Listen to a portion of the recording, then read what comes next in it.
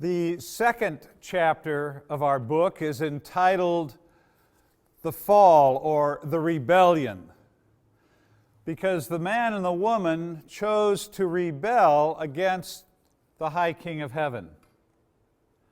And when they rebelled, death entered the world. First of all, spiritual death. The man and the woman were cut off from their relationship with their Creator. But following spiritual death would come physical death. Now you have death entering creation. But not only did death enter the world, evil entered the world. First of all, moral evil. Now there would be stealing, coveting. There would be injustice. There would be adultery, moral brokenness, moral evil. But that's not the only evil in the world. There's also natural evil. Now there would be pain in childbirth, weeds in the garden. There would be earthquakes, droughts. There would be tsunamis. Nature itself is broken from the rebellion that Adam and Eve made in their relationship with God. But there is a third form of evil, and that is institutional evil. Now we take things that are evil and we build laws and institutions around those ideas. So you have, in the United States, was founded with the institution of slavery. Not as our ideal, but as the reality of where the nation was. You think of apartheid in South Africa. You think of the caste system in India. You think today of the institution of sex slavery that is going on all over the world. So you have institutional evil. And God expects His people to stand for holiness and justice. Not just personal piety, but public justice. So if you are someone who professes Christ today, you and I are under obligation in our personal lives to live moral lives and to do good. To do good to our neighbors. But we're not just to do in a private way the good, we are to do in a public way the good. We are to stand against hunger and poverty. We are to think of ways to reduce the impact of earthquakes and tsunamis. And we are also to stand against institutional evil. When we find corruption in our societies, we are to seek justice. And if we do that seriously, it could be costly. When we see people speaking in public lies that enslave, we are to be people who speak truth against those lies. And this can be costly. When we see ugliness in our world, as Christians, we are to be the people who create beauty in the institutions that we're part of, whether it be our home, with our church, with the factory we work at the school that we attend. We are to be people who create beauty. We are to stand against institutional evil, not just personal moral evil. So that's chapter 2 of the book, the rebellion. Chapters 3 through 9 of the book are the mission. Because God is on a mission. Turn with me to the book of Genesis.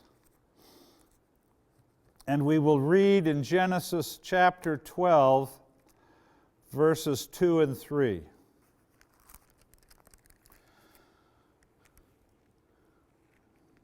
God is speaking to Abram, and he says, I will make you into a great nation, and I will bless you. I will make your name great, and you will be a blessing. I will bless those who bless you, and whoever curses you, I will curse. And all peoples on earth will be blessed through you. God is on a mission. And what is that mission? It is nothing less than the blessing of nations. How many nations? A few nations? Some nations? No. All nations. God has a love for nations. Between Genesis and Revelation, over 2,000 times, we find the word nations. God is not only interested in individuals, He is interested in nations, and He's interested in nations being blessed, and that is why He raised up Abraham. Why did God bless Abraham? Not for Himself. God blessed Abraham to be a blessing towards others. And there's something here that we need to see in our generation. We're always praying, God bless me, God bless me. And sometimes I think that all God ever hears from His people is the cry, bless me, Lord, bless me, Lord. And we expect God to bless us. And when He blesses us, sometimes we say thank you, sometimes we don't even bother to say thank you. We just say, bless me again.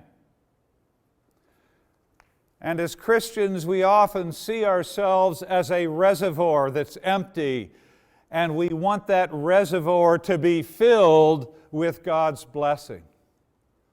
But we can see in this passage that Abraham was not to be a reservoir of the blessing. He was to be a channel of the blessing. When God blessed Abraham, it was not for Abraham, it was for the nations. And next time that God blesses you, ask the simple question, God, who do you want me to pass this blessing on to? Because it is not for you. It's not for us. So God is a missionary God. He loves the nations, and He raised up Abraham to be a blessing to the nations. He raised up Moses, and to Moses He gave the Decalogue, the 10 Commandments. And the Decalogue was to allow us to know how to live moral lives. The Decalogue is a reflection of the nature of the moral character of God. And if you want to know what it means to live a moral life, where do you go to find out? You go to the Decalogue. But it is not only meant for personal goodness, personal holiness. The Decalogue lays the foundation for building just societies. As you travel around the world, you will find injustices everywhere. You'll find corruption everywhere. And in many nations, corruption is growing. And people long for justice. The people that are affected most by corruption and injustice are the poor. They're crushed by it. And they long for justice, but justice does not fall from heaven. Just nations do not fall out of the sky. Just nations are built. But they need a foundation. And the Decalogue, the Ten Commandments, becomes the moral foundation for building just laws and just systems in society. So God raised up Abraham to be a blessing to the world. He raised up Moses, and through Moses gave us the Decalogue so we could have a foundation for building just societies. I'd like you to take a few minutes and reflect on the three forms of evil that we have discussed. But not just to think about them, but I want you to ask the question, how do you see each form of evil being manifested in the world around you, or being manifested in your own life?